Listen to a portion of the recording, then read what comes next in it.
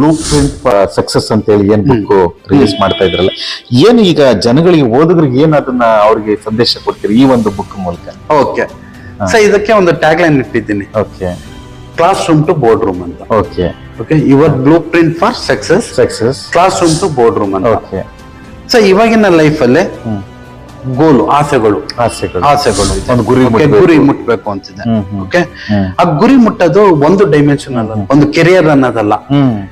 Personal ಇದೆ, professional ಇದೆ, financial ಇದೆ, ಲೀಜರ್ ಇದೆ, ಒಂದು ಹೆಲ್ತ್ ಇದೆ, ಇಷ್ಟು ನಮ್ ಗೋಲ್ ಇದೆ. ನಾವೇನ್ ಮಾಡ್ತೀವಿ, ಒಂದ್ ಗೋಲ್ ಇಟ್ಕೊಂಡು ಇನ್ನೊಂದ್ ಗೋಲ್ ಮಿಸ್ ಮಾಡ್ತೀವಿ. ಅದಕ್ಕೆ ಫಸ್ಟ್ ಅದೇ ಬ್ಲೂ ಪ್ರಿಂಟ್ ಅಲ್ಲಿ 3 ಪಿಲ್ಲರ್ಗಳು ಕ್ರಿಯೇಟ್ ಮಾಡಿ. First is goal setting mastery ಅಂತ. ನೀವು ಗೋಲ್ ಹೆಂಗ್ ಸೆಟ್ ಮಾಡ್ಬೇಕು ಅಂತ. ಓಕೆ, ಇವಾಗೆಲ್ಲ ನಮ್ಗೆ ಕೇಳ್ದಂಗೆ ಸ್ಮಾರ್ಟ್ ಗೋಲ್ ಅಂತ ಗೊತ್ತು, ಸ್ಪೆಸಿಫಿಕ್, ಮೆಜರಬಲ್, ಆಕ್ಷನಬಲ್, ಈ ತರ ಎಲ್ಲ ಇದೆ. ಸೊ ನಾನೇನ್ ಮಾಡಿದ್ದೀನಿ, ಸೈಕಾಲಜಿಕಲ್ ಫ್ಯಾಕ್ಟರ್ಸ್ ಇದ್ರ ಜೊತೆ ನಂದೇ ಒಂದು ಪರ್ಫೆಕ್ಟ್ ಫ್ರೇಮ್ ಅಂತ ಒಂದು ಕ್ರಿಯೇಟ್ ಮಾಡಿದ್ದೀನಿ, ಮಾಡೆಲ್ ಕ್ರಿಯೇಟ್ ಮಾಡಿದ್ದೀನಿ. ಯಾ, ಸ್ಮಾರ್ಟ್ ಗೋಲ್ ಇರಬೇಕು, ಸೈಕಾಲಜಿಕಲ್ ಫ್ಯಾಕ್ಟರ್.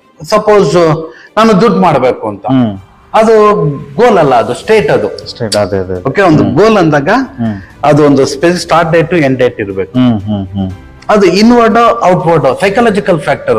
ಇವಾಗ ನಮ್ಮ ಪೇರೆಂಟ್ಸ್ ನನ್ಗೆ ಎಕ್ಸ್ಪೆಕ್ಟ್ ಮಾಡ್ತಾ ಇದ್ರೆ ಅದಕ್ಕೋಸ್ಕರ ನಾನು ಒಳ್ಳೆ ಕೆಲಸ ಹೋಗ್ಬೇಕು ಅನ್ನೋದು, ಮಾರ್ಕ್ಸ್ ಜಾಸ್ತಿ ತಗೋಬೇಕು ಅನ್ನೋದು. ಅದು ಇಲ್ಲ, ನಾನು ಮಾರ್ಕ್ಸ್ ತಗೋಬೇಕು, ನಾನು ಏನೋ ಒಂದು ಅಚೀವ್ ಮಾಡ್ಬೇಕು ಅನ್ನೋದಾಗ ಅದು ಇನ್ವರ್ಡ್ ಗೋಲ್. ಈ ಸೈಕಾಲಜಿಕಲ್ ಫ್ಯಾಕ್ಟರ್ಗಳು ಇದ್ದು ಆಮೇಲೆ ನಾವು ಗೋಲ್ ಸೆಟ್ಟಿಂಗ್ ಮಾಡ್ಬೇಕು ಸ್ಮಾರ್ಟ್. ಇದಾದ್ಮೇಲೆ ಪರ್ಫೆಕ್ಟ್ ಅಂತ ಮಾಡ್ಕೊಂಡಿದ್ದೀನಿ. ಪಿ ಅಂದ್ರೆ ಪರ್ಪಸ್ ಇರ್ಬೋದು, ಇ ಅಂದ್ರೆ ಎಜುಕೇಟ್ ಅಂತ. ಎಜುಕೇಟ್ ಅಂದ್ರೆ it is not education. So ಒಂದು ಗೋಲ್ ಸೆಟ್ಟಿಂಗ್ ಅಂದಾಗ ಗೋಲ್ ಇಂಪಾರ್ಟೆಂಟ್ ಅಲ್ಲ, goal beyond the person is important. I am also unique, you are also unique.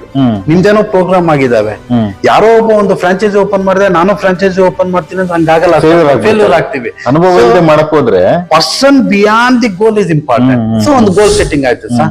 ಈ ಗೋಲ್ ಸೆಟ್ಟಿಂಗ್ 5 ಡೈಮೆನ್ಷನ್ ಅಲ್ಲಿ ಆಯ್ತು. ಟೈಮ್ ಬೇಕಲ್ವಾ? ಟೈಮ್ ಇಲ್ಲ ಅಂತ.